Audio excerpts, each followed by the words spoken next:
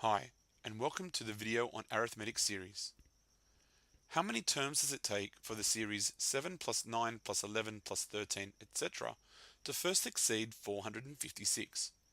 In order to work out the solution to this question, I must recall the formula for the sum of n terms in a series. I'm going to begin my solution by writing down this formula and then working out some variables to substitute into it. From my question, I must now choose some variables. It begins by saying how many terms does it take.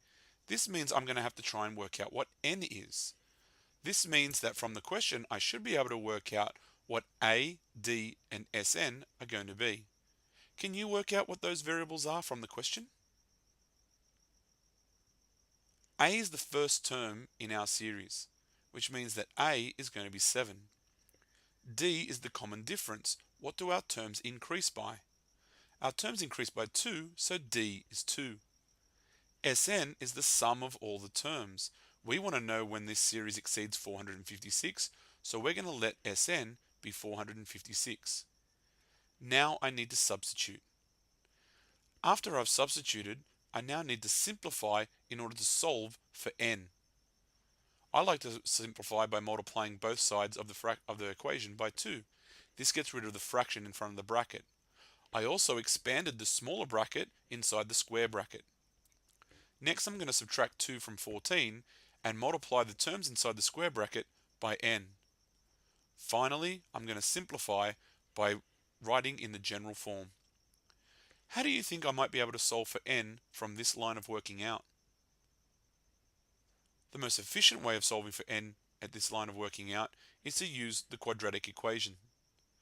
Substituting in correctly, I work out that n has two possible answers, negative 24.9 and 18.4. There is a big problem with negative 24.9. Do you know what it is? The fact that it's negative. N is supposed to tell us how many terms it takes, and you can't have negative 24 terms in this series. So we're going to be looking at the solution 18.4.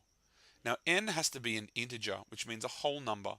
So what I'm going to do is I'm going to substitute 18 and 19 into my equation, and then I'm going to work out which one first exceeds 456.